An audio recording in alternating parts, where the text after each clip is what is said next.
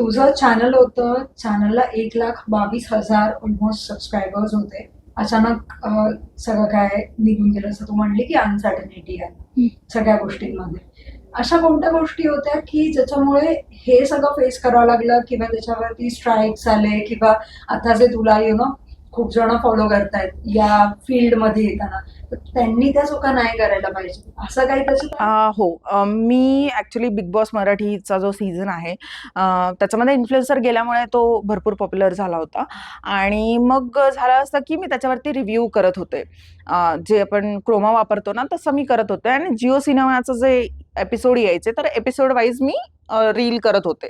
आणि ते रील खूप पॉप्युलर झाले, लोकांना माझी मतं आवडायला लागली, कारण मी सूरज चव्हाणच्या विरोधात बोलत होते. आणि मी त्या मतावरती अजूनही ठाम आहे की त्याला सिम्पथी वोट मिळालेत. मग ते जे सिम्पथी वोट आहेत, ते जे लोक होते त्याला प्रिय एवढं डोक्यावरती घेणारे, मग ते पिक्चर बघायला का गेले नाहीत, हे माझं अजूनही मत आहे. झालं असं की मी इंस्टाग्रामचे व्हिडिओ युट्यूबच्या 3rd चॅनलवरती टाकले, जे की नवीनच ओपन केलं होतं मी, सेम याच्यासाठीच की अमृता कुलकर्णी शॉर्ट्स म्हणून. 8 दिवस मी ते व्हिडिओ टाकले. जिओ सिनेमा आणि वायकॉम 18नी मला स्ट्राईक दिल्या. एप्लेक्स मीडिया म्हणून आहे, त्यांच्याकडनं मला स्ट्राईक आल्या. आणि एका रात्रीत त्यांनी मला कुठल्याही प्रकारचा क्लेम न देता जवळपास 14 स्ट्राईक दिल्या. स्ट्राईक आल्या आणि माझं ते चॅनल गेलं.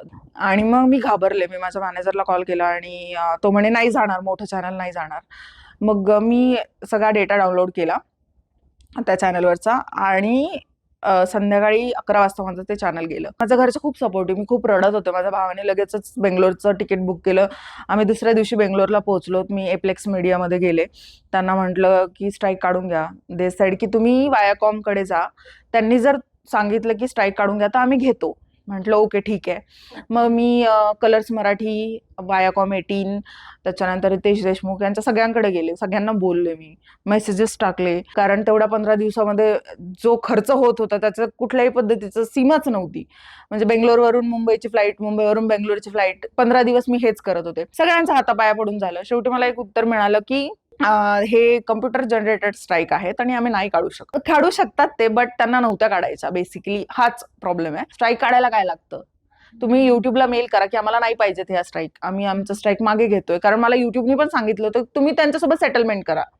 आणि मी तेच करत होते, पण नाही, मला नाही मिळालं ते उत्तर. खूपच एक्स्ट्रीम खचून गेले मी. कारण माझं चॅनल मी स्वतः उभं केलं होतं. एडिटिंग सगळं मी स्वतः करत होते. इव्हन आकांक्षा, मला माझा पहिला व्हिडिओ अपलोड पण करता येत नव्हता. मी तिथून शिकली आहे. ते अचानक गेलं आणि लोक मला कमेंटमध्ये, हा तू सूरज चव्हाणवरती जळते म्हणूनच तुझं चॅनल गेलं, सूरजला रोस्ट केलं म्हणूनच तुझं चॅनल गेलं. आणि आय वॉज लाईक की अरे तुम्हाला काहीच माहिती नाही याच्या पाठीमागचं.